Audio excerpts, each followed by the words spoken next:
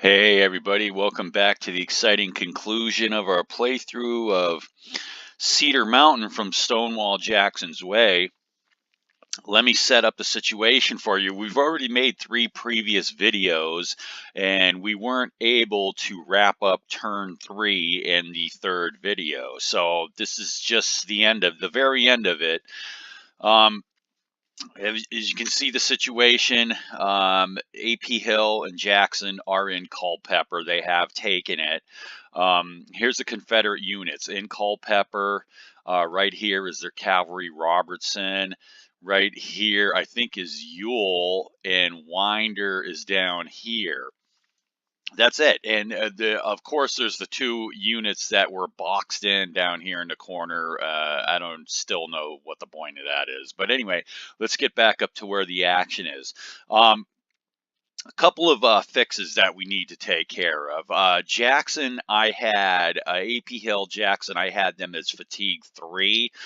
When they actually captured Culpeper, they suffered a big F and they were on fatigue 2. So a big F is 2 fatigue levels.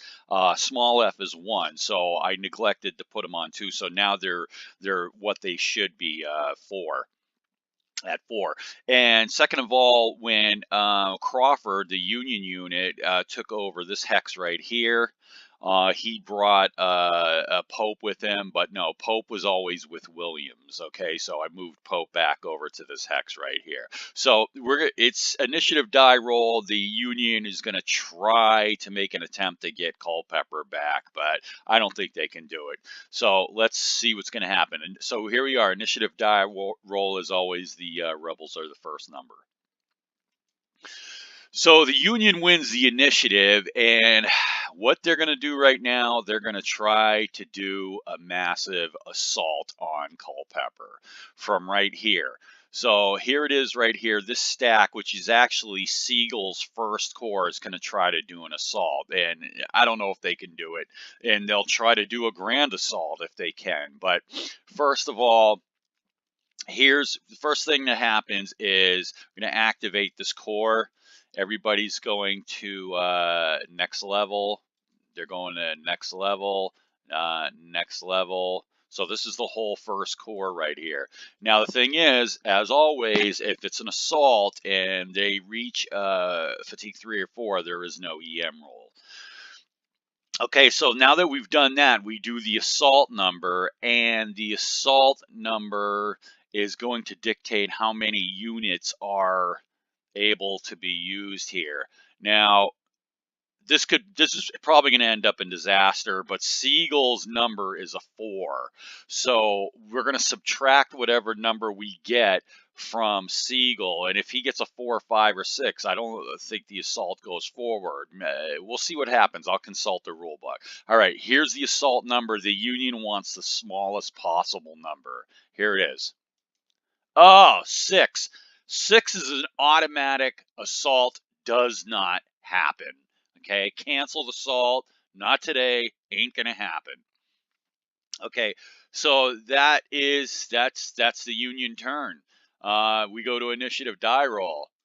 1-6, Union again. They're gonna try another assault. So everybody goes to fatigue 4. This is their last shot. This is their last shot to do an assault. Okay. Again, their last shot, they're at fatigue 4. Okay, it's Sigel's first corps. Here's their assault number. They need something really low. A 3. Well, what a 3 means is a 3 actually means that one guy, 3, Sigel's 4. Minus the 3, 1 unit can participate in this assault. And their biggest unit is a 5 right now, Schneck. Schneck is their biggest unit, believe it or not. And he's going to assault right there. But they're going to try for a grand assault, okay? Well, what is a grand assault? So a grand assault is if Pope is within 3 hexes of the this unit right here that has won the assault, we can try to get further hexes to participate in this. Okay, so the grand assault is we go to Pope. Okay, and what is Pope's number? Pope's number is a 4. So if we roll, we're going to roll a number, and based on if it's smaller than 4, let's say he rolls a 2. Okay, a 2 would mean that 2 hexes, not units, 2 hexes could participate in the assault. Okay. So here's Pope's number. Again, the Union wants to roll as low as possible for a grand assault. Here's the number. A 6. Not happening. Not happening. So what you have here is the Union is obligated to assault Culpeper with all of 5 units right here. Ugh. 5 manpower. They're obligated to do it. They can't say, no, I don't want to do it. They have to do it. So let me get out one of the cards. I just want to check out the fatigue, we're going to check out the flanking on this. So what you have for a flank is all hexes are covered, and there is a all hexes are covered, but there is an enemy unit there. Okay, so is that a +3? No, no, all hexes. It's not a 4, that's for sure. It's not a 1 because everything is covered by the Union. Oh, wait a minute. I stand corrected. I stand corrected. Not everything is covered by the Union because they need 25%. Is you got to be 25% of the value in there. 25%. 3 is 25% of 12. Okay, so the Buford does cover that.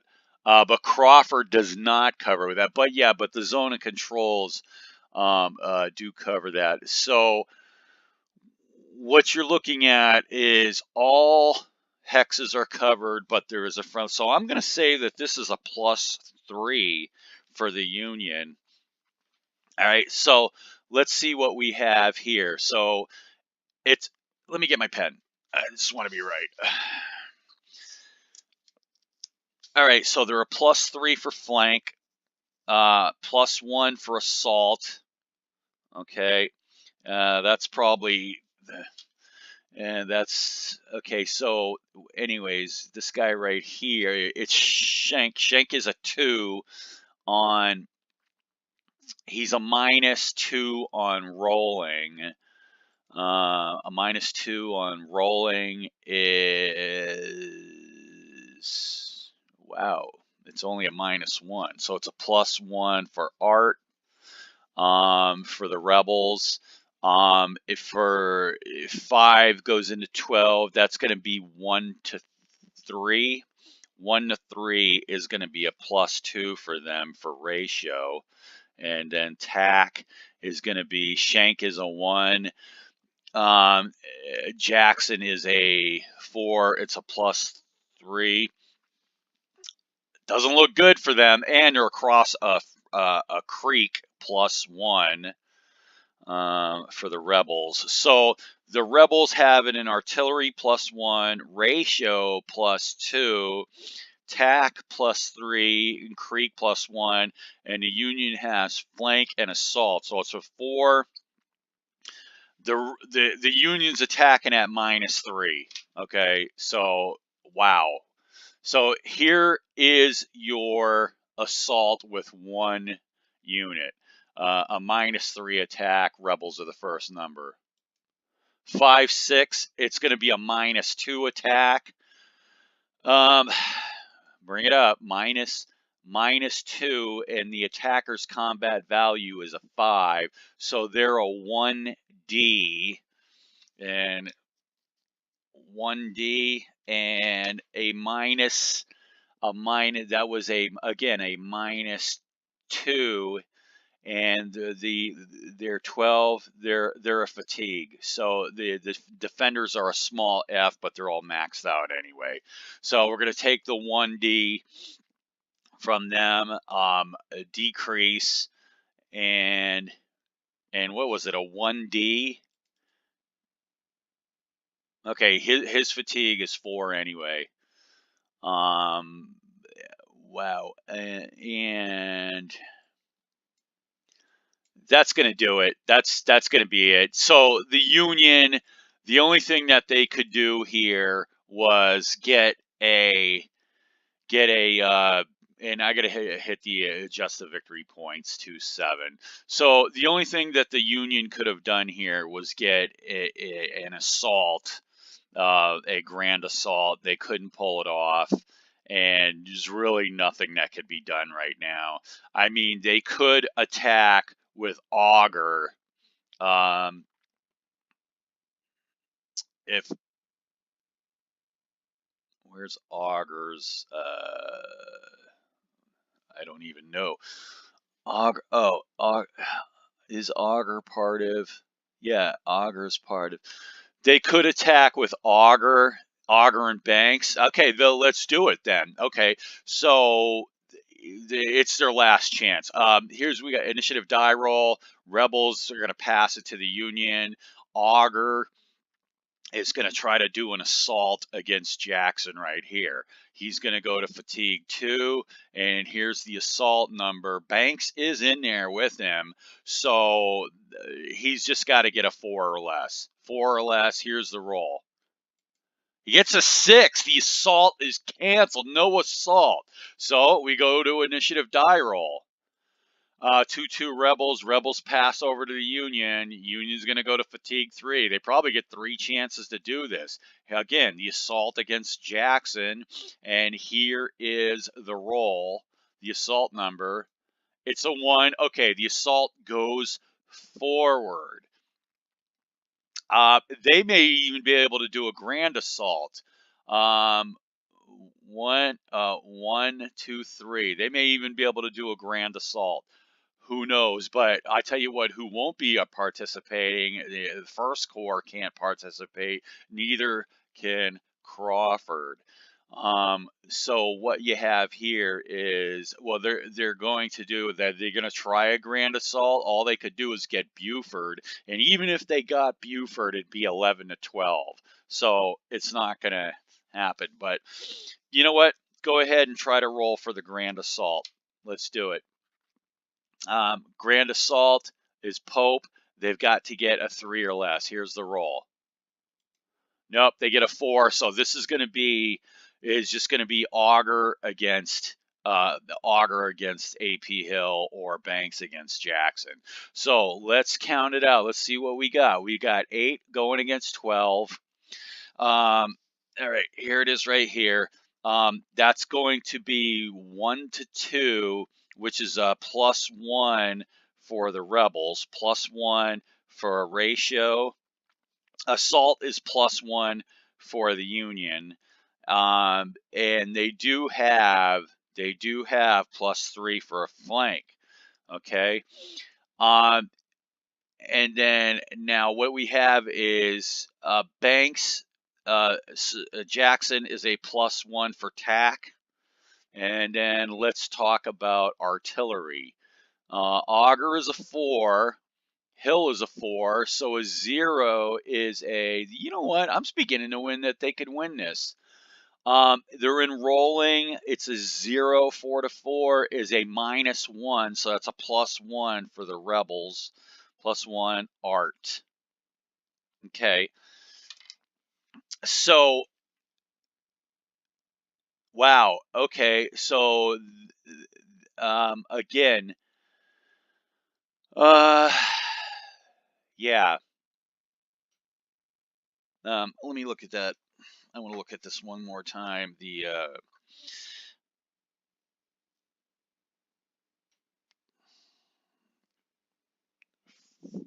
all 6 shaded hexes. Okay, and there's 1, so it's a +3. Okay. All right, so That's what we have. We have an assault, and it looks like, is this a +1? There's got to be something else that the rebels have here.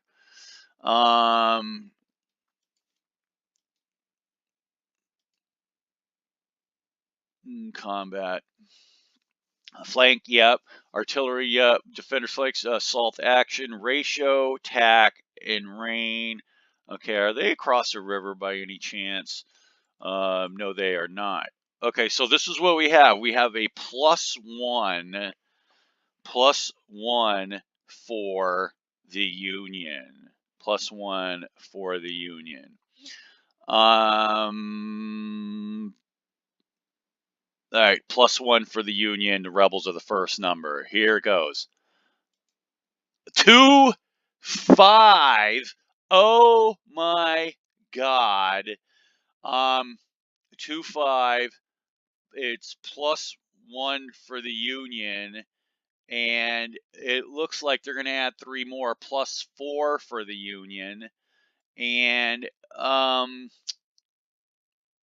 wowzers, +4 for the Union, and the defenders +4 for the Union on a 12. It's a 2 DR, and wait a minute, plus, yeah, +4. It's a 2 DR for them, and the Union gets a, on theirs, it's a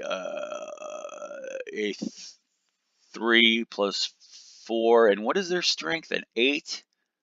They get an FA, a small FA. FA, they do get to advance. FA. So here's what you have right here. You have Jackson is a 2 DR. They go down to decrease, decrease. It's already disorganized, and it's a big R. They have to move away. 1,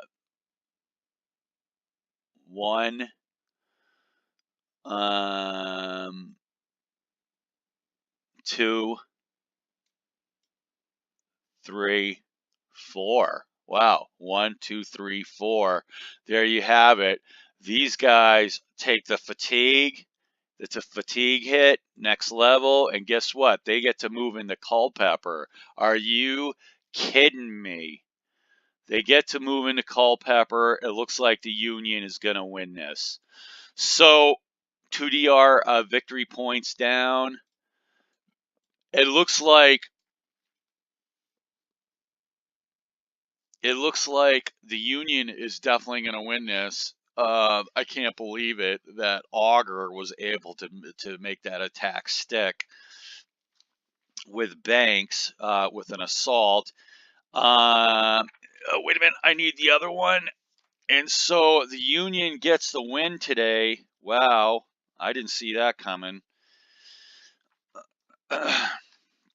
What's the victory points on this? A Union occupies Culpeper if an is adjacent to Culpeper. Undemoralized. Okay, so I got a +2. So the total victory points looks like 7 victory points for the rebels. Union substantive victory. Holy smokes! So let's talk about this right here. Let's talk about it. So the unlikely event that Augur was able to move in with the great roll, the 2-5 roll, they were able to move in. Jackson couldn't get anybody else in there, or could they? They could have gotten Robertson in there. That would have made it. It would have made it 15. It still would have been 1 to. It really wouldn't. It wouldn't have changed the odds. The ability of the Union to have the big time flank really really was the killer right there. And the killer on this right here was, I mean, the Rebels changed that role to 5-2. The Rebels win the game, but Yule getting put out a fat four. Yule getting a fat four at the very beginning of that just changed everything, man. They could have just like stormed in there and just kicked the crap out of everybody, but you having Yule just sit basically the last turn out. um, I go back to that one battle, the first battle of turn three, where it's just, well, Yule just fatigue four, you're done for the game. Wow, okay. It wasn't even the fact that he took a hit. It was just like he chalked up 3 fatigues, and that was it for Yule. And in the Union, I didn't think they were going to come back and win this, but Augur had just enough. He had Banks over there to get it on a roll. They had the +3 flank going on, and and that's it. That's your ball game. They got the 2-5 roll. They had to get a roll of. They had to win it by 1 to get Jackson to retreat. So if they had won, if the roll had been 2-3, they may have still won the game.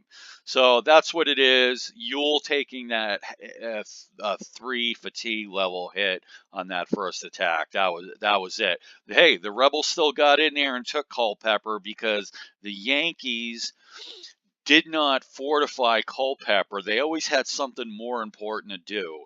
No, I got to do this. I got to do that. So they had 9 guys in there. Jackson was able to get in there. They should have had at least 18 guys in there. But it is what it is. The Union wins a substantive victory.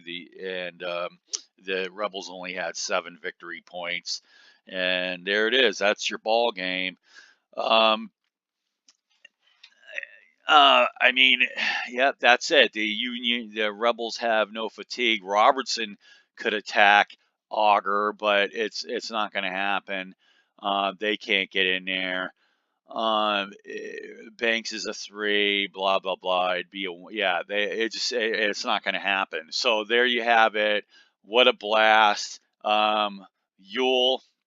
What can I say, man? That first attack in turn 3 just did it for the Rebels. They still possibly could have won it.